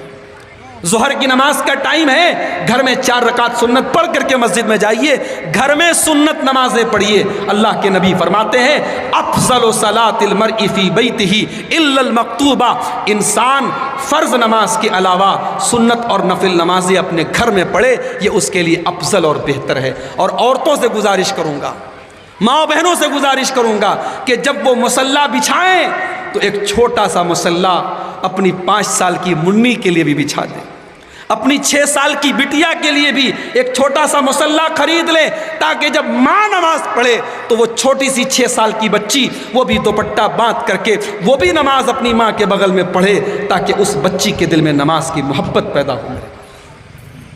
جانتے ہو اللہ نے قرآن میں ایک دعا سکھائی ہے، بڑی پیاری دعا ہے، ربنا ہب لنا من ازواجنا وذریاتنا قرۃ اعین۔ اے ہمارے رب، تو ہمارے بیوی بچوں کو ہماری آنکھوں کی ٹھنڈک بنا دے، وجعلنا للمتقین اماما، اور اے اللہ تو ہمیں متقیوں کا امام بنا دے۔ یہ دعا سکھائی اللہ نے قرآن میں۔ آپ کی بیوی بچے آپ کی آنکھوں کی ٹھنڈک کب بنیں گے میرے بھائی؟ جب آپ فجر کی نماز میں مسجد میں جائیں گے، اور آپ کا بیٹا پہلی صف میں امام کے پیچھے بیٹھا ہوگا وہ منظر دیکھ کر کے آپ کا دل باغ باغ ہو جائے گا اور آپ کی آنکھوں کو ٹھنڈک ملے گی۔ جب آپ کی جوان بیٹی گھر سے پردے میں نکلے گی تب آپ کی آنکھوں کو ٹھنڈک ملے گی۔ جب آپ کی بیوی صبح سویرے گھر میں مصلی پر بیٹھ کر قرآن کی تلاوت کرے گی تب آپ کے آنکھوں کو ٹھنڈک ملے گی۔ اے اللہ تو ہمارے بیوی بچوں کو ہماری آنکھوں کی ٹھنڈک بنا دے، یہ دعا سکھائی اللہ کے پیارے نبی۔ تو قرآن کیا کہہ رہا ہے؟ قُوا أَنفُسَكُمْ وَأَهْلِيكُمْ نَارًا، اپنے آپ کو اور اپنے گھر والوں کو جہنم کی آگ سے بچاؤ۔ اگر اپنے گھر والوں کو جہنم کی آگ سے بچانا چاہتے ہو، اگر آپ کے گھر کی لڑکیاں جوان ہو گئی ہیں، انہیں شرم و حیا کی تعلیم دو، انہیں پردہ کی تعلیم دو، انہیں قرآن کی یہ آیت پڑھ کر کے سناؤ، وَلَا تَبَرَّجْنَا تَبَرُّجَ الْجَاهِلِيَّةِ الْأُولَىٰ، اے مسلمان عورتوں جب تم گھر سے نکلا کرو تو بناؤ سنگھار کر کے، میک اپ کر کے، سج دھج کر کے نہ نکلا کرو۔ گھر کے باہر جب تم نکلو تو سج سنور کر کے، میک اپ کر کے اور بناؤ سنگھار کر کے نہ نکلا کرو۔ اور آگے کیا کہا؟ وَأَقِمْنَا الصَّلَاةَ، اور اے عورتوں تم نماز قائم کیا کرو، وَآتِينَا الزَّكَاةَ، اور زکوٰۃ بھی تم ادا کیا کرو۔ آج ہماری بہت ساری عورتیں ہیں، ان کے پاس 7.5 تولہ سونا ہے، ان کے پاس 52.5 تولہ چاندی ہے، مگر اس کی زکوٰۃ وہ نہیں نکالتی ہیں کیونکہ ان کو مسئلہ پتہ ہی نہیں ہے۔ یاد رکھو میری ماں بہنوں، اگر آپ کے پاس 7.5 تولہ یعنی 85 گرام یا اس سے زیادہ سونا ہے، چاہے وہ آپ کے زیور کی شکل میں ہو، چاہے وہ سونے کے سکے کی شکل میں ہو، چاہے وہ سونے کے بسکٹ کی شکل میں ہو، اگر آپ کے پاس 85 گرام یا اس سے زیادہ سونا ہے تو اس کی زکوٰۃ آپ کو دینا پڑے گا۔ اور اگر آپ نے اس کی زکوٰۃ نہیں دی، اللہ کے نبی فرماتے ہیں کنگن کی زکوٰۃ آپ نے نہیں دی تو جہنم کی آگ کا کنگن پہنایا جائے گا۔ اگر آپ نے اپنے گلے کے ہار کی زکوٰۃ نہیں دی تو سونے کی جگہ جہنم کی آگ کا ہار آپ کے گلے میں ڈالا جائے گا۔ زکوٰۃ میری پیاری ماں بہنوں آپ کو بھی اپنے مال کی نکالنا ہے۔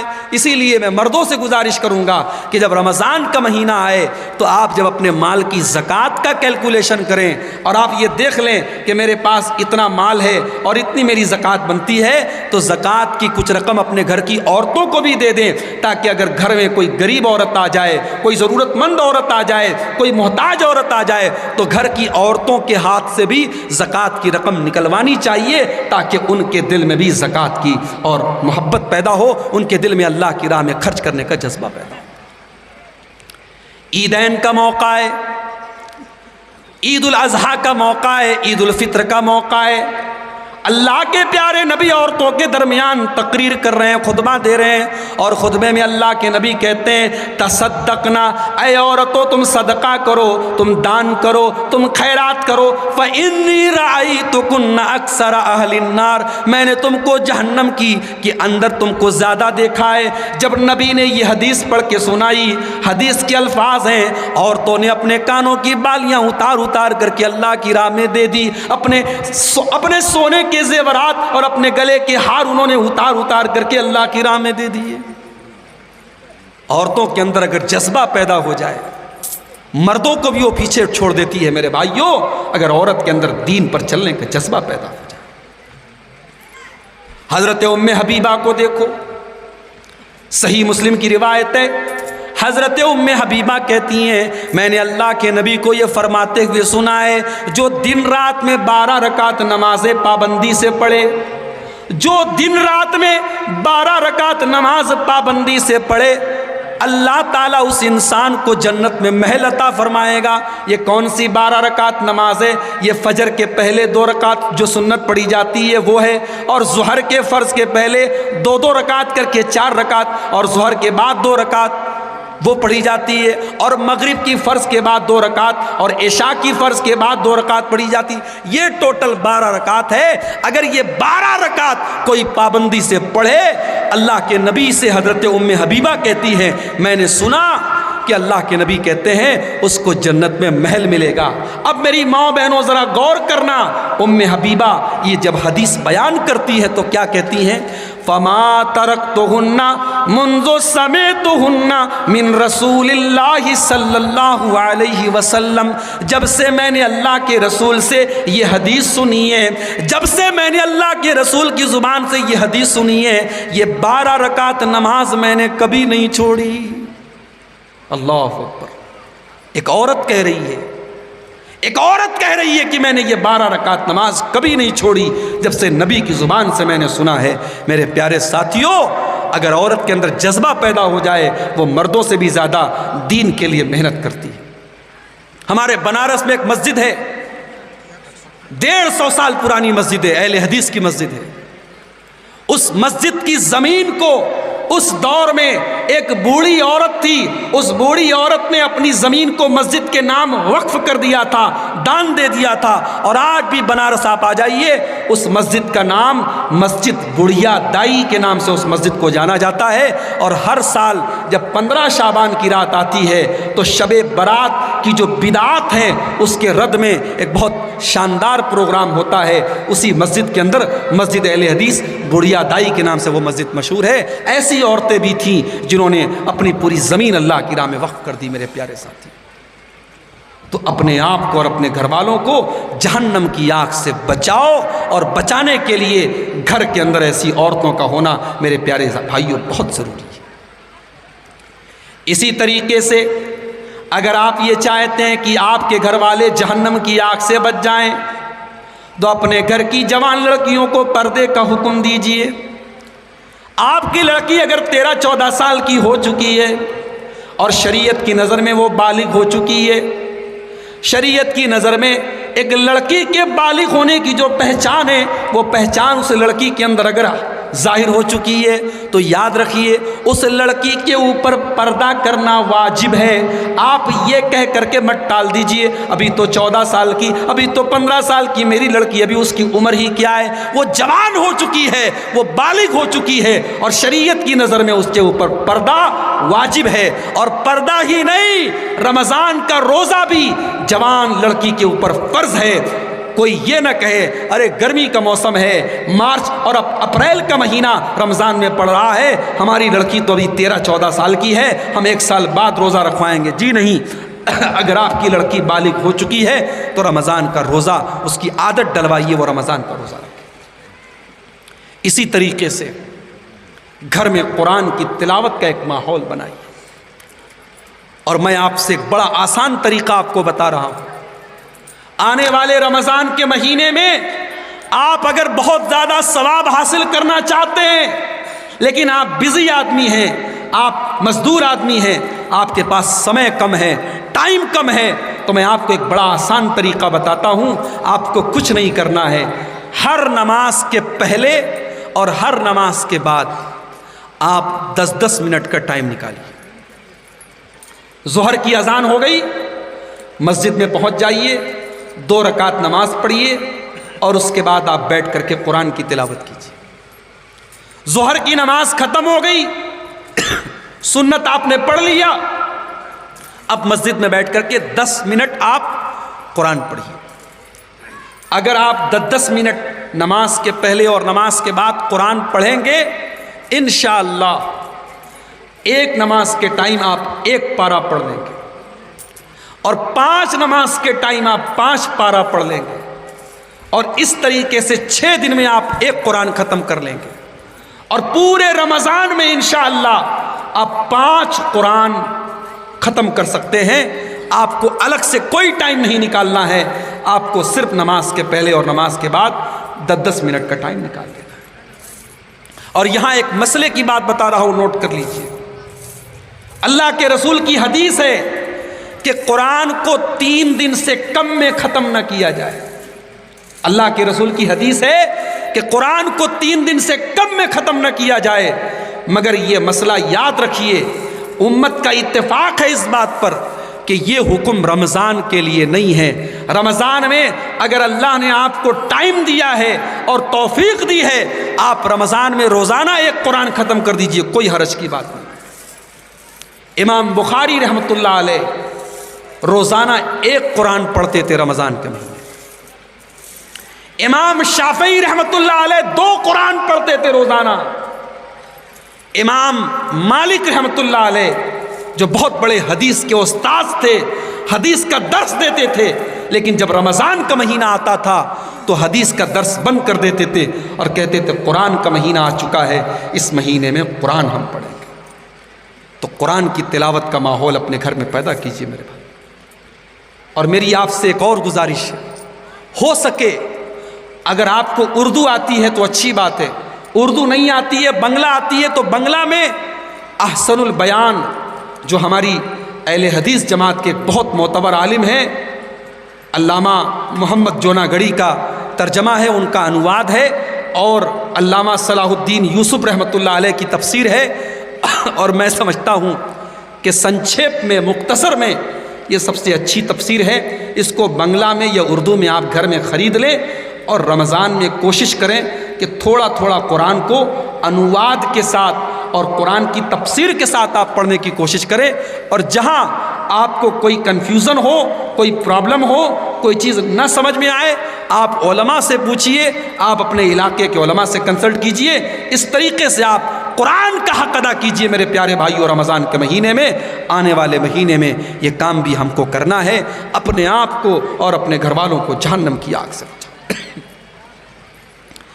اسی طریقے سے اللہ کے نبی فرماتے ہیں اتقوا النار ولو بشق تمرہ، جہنم کی آگ سے بچو اگر اللہ کی راہ میں کھجور کا ٹکڑا ہی دے کر کے بچنا پڑ جائے۔ آج ہمارے دل بہت چھوٹے ہو گئے، آج ہمارے دل بہت چھوٹے ہو گئے۔ مارکیٹ میں اور بازار میں جب ہم جاتے ہیں تو ہماری پرس میں سے 500 کا نوٹ نکلتا ہے، ہماری پرس میں سے 2000 کا نوٹ نکلتا ہے، لیکن جب اللہ کی راہ میں صدقہ اور دان کرنے کی بات آتی ہے تو ہم 10 کی اور 20 کی نوٹ نکالتے ہیں۔ بیچارہ 10 کا نوٹ بھی پریشان ہے، وہ کہتا ہے کہ میری شکل تو بس مسجد میں نظر آتی ہے۔ میرے بھائیو، اللہ نے اگر آپ کو نوازا ہے تو اپنا دل کھول کر کے اللہ کی راہ میں خرچ کیجئے، اور خاص طور سے رمضان کے مہینے میں اللہ کے پیارے نبی کے بارے میں حضرت عبداللہ بن عباس کہتے ہیں کہ جب رمضان کا مہینہ آتا تھا اور اللہ کے نبی حضرت جبریل سے قرآن کا دور کرتے تھے اور قرآن سنا کرتے تھے، تو رمضان کے مہینے میں اللہ کے نبی اتنا زیادہ دان کرتے تھے، اتنا زیادہ اللہ کی راہ میں پیسہ خرچ کرتے تھے کہ تیز چلنے والی آندھی اور ہواؤں سے بھی زیادہ اللہ کے پیارے نبی رمضان کے مہینے میں خرچ کرتے تھے۔ تو صدقہ اور خیرات بھی رمضان کے مہینے میں خوب کیجئے۔ اور ایک بڑا آسان طریقہ آپ کو بتا رہا ہوں، رمضان میں جب آپ افطار کرنے بیٹھیے، افطار کرنے جب آپ بیٹھیے تو افطار سے 15-20 منٹ پہلے آپ دسترخوان پر آ جائیے۔ اور میں اپنے بھائیوں سے یہ بھی کہوں گا کہ یہ جو رمضان میں آپ نے طریقہ نکالا ہے، عورتوں کو آپ کچن میں جھونک دیتے ہو، وہ بیچاری نہ قاعدے سے نماز پڑھ سکتی ہیں نہ قرآن پڑھ سکتی ہیں۔ رمضان کھانے پینے کا مہینہ نہیں ہے میرے بھائی، رمضان عبادت کا مہینہ ہے۔ ٹھیک ہے، آپ نے 2-4 آئٹم بنوا لیے، بہت اچھی بات ہے، لیکن عورتوں کو کچن میں بالکل جھونک دیا جائے اور وہ نماز نہ پڑھ سکیں، وہ تلاوت نہ کر سکیں، یہ طریقہ صحیح نہیں ہے۔ آپ افطار کے 20 منٹ پہلے، 25 منٹ پہلے دسترخوان پر بیٹھ جائیں اور اللہ سے دعا کیجیے۔ رمضان میں آپ روزے کی حالت میں ہیں، آپ صبح فجر کے ٹائم سے بھوکے پیاسے ہیں، آپ اللہ سے دعا کیجئے، آپ کی دعا قبول ہوگی، کیونکہ اللہ کے لیے آپ بھوکے ہیں، اللہ کے لیے آپ پیاسے ہیں، اللہ آپ کی دعا کو نہیں لوٹائے گا۔ آپ اپنے لیے دعا کیجئے، اپنے پریوار کے لیے دعا کیجئے، پوری امت کے لیے دعا کیجئے، اپنے دیش، اپنے وطن کی سلامتی کی دعا کیجئے۔ اور اسی طریقے سے جب آپ دسترخوان پر افطار کرنے کے لیے بیٹھیے تو کم سے کم ایک آدمی کو آپ ساتھ میں افطار کرائیے۔ کوشش کیجئے کہ روزانہ ایک آدمی کو کم سے کم آپ کسی دوست کو بلا لیجئے، کسی رشتہ دار کو بلا لیجئے، کسی پڑوسی کو بلا لیجئے، ایک آدمی کو آپ افطار کرائیے۔ اللہ کے پیارے نبی کہتے ہیں من فطر صائما، جو کسی روزے دار کو افطار کرائے گا، کان لہ مثل اجر الصائم، تو جتنا ثواب روزہ رکھنے والے کو ملے گا اتنا افطار کرانے والے کو بھی ملے گا۔ روزہ رکھنے والے کے ثواب میں کوئی کمی نہیں ہوگی، اس کو پورا ثواب ملے گا اور اتنا ہی ثواب آپ کو ملے گا۔ اگر آپ روزانہ ایک آدمی کو افطار کرائیں گے تو انشاءاللہ آپ 30 روزہ رکھیں گے لیکن آپ کو ثواب ملے گا 60 روزے کا۔ آپ 29 روزہ رکھیں گے لیکن آپ کو ثواب ملے گا 58 روزے کا، آپ کو جسٹ ڈبل ثواب ملے گا۔ اتنا بڑا یہ موقع نیکی کو کمانے کا ہمیں مل رہا ہے، اس سے ہم اور آپ میرے بھائیوں پیچھے نہ رہیں۔ اور ایک آخری چیز بیان کر کے بات ختم کرنے جا رہا ہوں۔ قرآن کی وہ آیت پھر سے آپ کو یاد دلا رہا ہوں، اپنے آپ کو اور اپنے گھر والوں کو جہنم کی آگ سے بچاؤ۔ کیسے بچائیں گے بھائی ہم؟ اپنے گھر والوں کو، اپنے بیوی بچوں کو یہ سبق بھی دو کہ بیٹا دیکھو، کوئی دیکھے یا نہ دیکھے اللہ دیکھ رہا ہے۔ دنیا میں کسی کا کیمرہ چالو ہے کہ نہیں چالو ہے؟ اللہ کا کیمرہ چالو ہے۔ دنیا کے کیمرے خراب ہو سکتے ہیں، بند ہو سکتے ہیں، اللہ کا کیمرہ کبھی بند نہیں ہو سکتا۔ اللہ کا کیمرہ کیسا ہے؟ یعلم خائنۃ الاعین وما تخفی الصدور۔ وہ اللہ تعالیٰ تمہاری آنکھوں کی چوری کو بھی جانتا ہے۔ جب تم راستے میں چل رہے تھے تمہاری آنکھیں کہاں کہاں دیکھ رہی تھی، تم اپنی آنکھوں سے کہاں کہاں دیکھ رہے تھے، اللہ کو سب پتہ ہے۔ وما تخفی الصدور، اللہ کو صرف آنکھوں کا حال نہیں پتہ ہے، اللہ کو دل کے اندر کا حال پتہ ہے، دل کے اندر کیا چل رہا ہے۔ وَإِنَّ عَلَيْكُمْ لَحَافِظِينَ كِرَامًا كَاتِبِينَ يَعْلَمُونَ مَا تَفْعَلُونَ۔ اللہ تعالیٰ نے تمہارے عمل کو ریکارڈ کرنے کے لیے اپنے فرشتوں کو مقرر کر دیا ہے، کرامن کاتبین کو مقرر کر دیا ہے، اور کرامن کاتبین تمہارے ایک ایک عمل کو ریکارڈ کر رہے ہیں، لکھ رہے ہیں، تمہاری ایک ایک حرکت پر کرامن کاتبین کی نظر ہے۔ اسی لیے حضرت لقمان اپنے بچے کو جب نصیحت کرتے ہیں تو حضرت لقمان اپنے بچے سے ایک بات یہ بھی کہتے ہیں، یا بنی انہا ان تک مثقال حبۃ من خردل، اے میرے بچے اگر رائی کے دانے کے برابر بھی کوئی چیز ہوگی، رائی سمجھتے ہیں نا، بنگلہ میں بھی رائی کو رائی ہی بولتے ہیں نا، رائی کے دانے کے برابر، بھائی رائی کا دانہ کتنا بڑا ہوتا ہے، رائی کا دانہ کتنا معمولی سا ہوتا ہے۔ حضرت لقمان اپنے بچے سے کہتے ہیں کہ اے میرے بچے اگر رائی کے دانے کے برابر کوئی چیز ہے اور وہ کسی چٹان میں چھپی ہوئی ہے، آسمان میں ہے، زمین میں ہے، یاتی بہ اللہ، تو اس رائی کے دانے کو بھی اللہ تعالیٰ سامنے لے آئے گا۔ ان اللہ لطیف خبیر، اللہ تعالیٰ باریک سے باریک چیزوں کی خبر رکھنے والا ہے۔ میرے نوجوان ساتھیوں، اپنی راتوں کو موبائل پر برباد کرنے والوں، ٹک ٹاک اور فیس بک کی ریل پر ننگی تصویروں کو دیکھنے والوں اور انسٹاگرام پر لڑکیوں سے چیٹنگ کرنے والوں، اپنی جوانی کو برباد کرنے والوں، اپنی راتوں کو برباد کرنے والوں، تم اس بات سے بے خوف مت ہو جاؤ، اللہ تعالیٰ دیکھ رہا ہے، اللہ کا کیمرہ 24 آور آن ہے، اللہ تعالیٰ خوب جانتا ہے تم کس سے باتیں کر رہے تھے، تم نے کیا کیا موبائل پر دیکھا ہے۔ اللہ کی قسم تمہارے ہاتھوں کی انگلیاں کل قیامت کے دن گواہی دیں گی کہ ان انگلیوں سے تم نے کیا کیا ٹچ کیا ہے، تمہاری آنکھیں گواہی دیں گی ان آنکھوں سے تم نے کیا کیا دیکھا ہے، تمہارے پیر گواہی دیں گے ان پیروں سے تم چل کر کے کہاں کہاں گئے۔ 2 سال گزر گئے، کورونا ختم نہیں ہوا۔ پہلے کورونا ختم ہوا تو کورونا کی چھوٹی بہن آ گئی، اس کا نام تو اومیکرون۔ اب اومیکرون کی ایک بڑی بہن چائنا میں آ چکی ہے، انڈیا میں بس آنے ہی والی، اللہ رحم کرے۔ ایک بلا ختم نہیں ہوتی، دوسری بلا چلی آتی۔ کورونا کے دور میں ہم نے دیکھا ہمارے اتر پردیش میں گنگا ندی کے باہر ہمارے غیر مسلم بھائیوں کی لاشیں تیرتی تھی، اتنی بڑی تعداد میں لوگوں کی موت ہوتی تھی کہ مردے کو جلانے کے لیے جو ہمارے غیر مسلم بھائی جاتے تھے تو لمبی لمبی لائن لگتی تھی۔ اور صرف غیر مسلموں کی بات نہیں ہے، ہم نے اپنے بنارس میں دیکھا کہ ایک ایک دن میں 15 لوگوں کے مرنے کا اعلان ہوتا تھا لاؤڈ اسپیکر میں۔ ہم نے وہ حالات بھی دیکھے ہیں میرے پیارے ساتھی۔ اور جب کورونا کے دور میں ہم نے جنازے اٹھائے تو 70 سال کے بوڑھے کا جنازہ بھی ہم نے اٹھایا اور ہم نے 20 سال کے جوان کا جنازہ بھی اٹھایا۔ ہم نے جوانوں کے جنازے بھی اٹھائے ہیں۔ اس لیے میرے نوجوان ساتھیوں، بے فکر مت ہو جانا کہ ابھی تو ہم جوان ہیں، ابھی تو ہماری عیاشی کے دن ہیں، ابھی تو موج مستی کرنے کے دن ہیں۔ لکھوا کر کے نہیں آئے ہو اللہ تعالیٰ کے یہاں سے کہ بوڑھے ہو جاؤ گے تب مرو گے۔ کیا پتا کہ آج رات میں آپ اپنے بستر پہ سونے جائیں اور کل صبح آپ اٹھ ہی نہ پائیں۔ کیا پتا کہ کب کون سی زندگی کی شام آخری شام بن جائے۔ اس لیے میرے بھائیوں، اللہ سے ڈرو اور کوشش کرو کہ اپنے کام کو، اپنے سمے کو ہم صحیح چیزوں میں لگائیں۔ ہم کوئی ایسا کام کر کے اللہ کے یہاں نہ جائیں کہ اس کام کو کرتے وقت اگر ہماری موت ہو جائے تو کل ہم اللہ کو منہ نہ دکھا سکیں۔ آخری حدیث سنا رہا ہوں، بات ختم کر رہا ہوں۔ اللہ کے نبی کیا فرماتے ہیں؟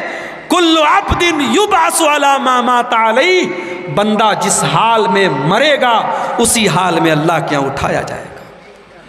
مان لو ایک لڑکا موبائل پر گندی چیز دیکھ رہا ہے، اللہ نہ کرے اسی حال میں موت آ گئی، اب کل قیامت کے دن جب وہ اٹھے گا اس کے ہاتھ میں وہی موبائل ہوگا اور وہی گندی تصویر وہ دیکھ رہا ہوگا، اور اسی حال میں کل اللہ کی بارگاہ میں اٹھے گا۔ میرے بھائیوں، یہ حدیث ہمیں اور آپ کو کچھ سوچنے پر مجبور کرتی ہے۔ کل عبد یبعث علی ما مات علیہ، بندہ جس حال میں مرے گا اسی حال میں اٹھایا جائے گا۔ اللہ کے نبی حج کر رہے تھے، ایک صحابی احرام کی حالت میں تھے، لبیک اللہم لبیک پڑھ رہے تھے اور اپنی سواری کے اوپر سے گرے اور گرتے ہی انتقال ہو گیا۔ اللہ کے نبی نے صحابہ سے کہا، ان کو کفنانے کی ضرورت نہیں ہے، ان کو کفنانے کی ضرورت نہیں ہے، ان کو نہلانے کی ضرورت نہیں ہے، ان کو اسی احرام کے کپڑے میں دفن کر دو، فَإِنَّهُ يَأْتِي يَوْمَ الْقِيَامَةِ مُلَبِّيًا، اس لیے کہ یہ جب کل قیامت کے دن اٹھیں گے تو لبیک اللہم لبیک یہ کہتے ہوئے یہ اٹھیں گے۔ میرے پیارے ساتھیوں، کورونا نے ہم کو سکھایا ہے موت کا کوئی بھروسہ نہیں ہے۔ اس لیے جو آیت میں نے آپ کے سامنے پڑھی تھی، سورہ تحریم کی آیت نمبر 6، اس آیت کو یاد کر لیجئے اور اسے اپنے دماغ کے بلیک بورڈ پر لکھ لیجئے، اپنے دماغ کے بورڈ پر لکھ لیجئے کہ قو انفسکم واہلیکم نارا، اپنے آپ کو اور اپنے گھر والوں کو ہمیں جہنم کی آگ سے بچانا ہے۔ آئیے ہم اللہ سے دعا کریں، رب العالمین ہمیں توفیق دے کہ ہم اپنی اور اپنے بچوں کی، اپنے پریوار کی، اپنے بیوی بچوں کی ہم فکر کریں، انہیں جہنم کی آگ سے بچانے کی ہم فکر کریں۔ اللہ تعالی ہم میں سے جو بیمار ہیں ان کو شفائے کامل عاجل عطا فرمائے، جو روزی روٹی سے پریشان ہیں اللہ ان کے کاروبار میں برکت نصیب فرمائے۔ یہ مدرسہ تجوید الفرقان جس کی تعمیر اور ترقی اور جس کے چندے کے لیے آج کا یہ پروگرام ہوا، اللہ اس مدرسے کو دن دونی رات چوگنی ترقی عطا فرمائے۔ اللہ تعالیٰ اس مدرسے سے فارغ ہونے والے بچوں کو دین کا عالم اور حافظ بنائے۔ اللہ ہم سب کو جو اس جلسے میں آ جائے، مردوں کو بھی اور عورتوں کو بھی، اللہ سب کے دل کی جائز مرادوں کو پوری فرمائے۔ اللہ سب کو گناہوں سے بچائے، دنیا اور آخرت کے فتنوں سے بچائے۔ رب العالمین ہمیں توفیق دے کہ ہم رمضان کی برکتوں کا صحیح استعمال کر سکے۔ اللہ تعالیٰ ہمیں جب تک دنیا میں زندہ رکھے اسلام پر زندہ رکھے اور خاتمہ ہمارا ایمان پر ہو، آمین۔ وآخر دعوانا الحمدللہ رب العالمین۔ ایک سوال ہے کہ وہ خود جو ہے قرآن پڑھنا آتا ہے اس کو، لیکن وہ خود نہیں پڑھتا ہے، موبائل سے سنتا ہے، جی تو اس کے بارے میں قرآن حدیث کی روشنی میں آپ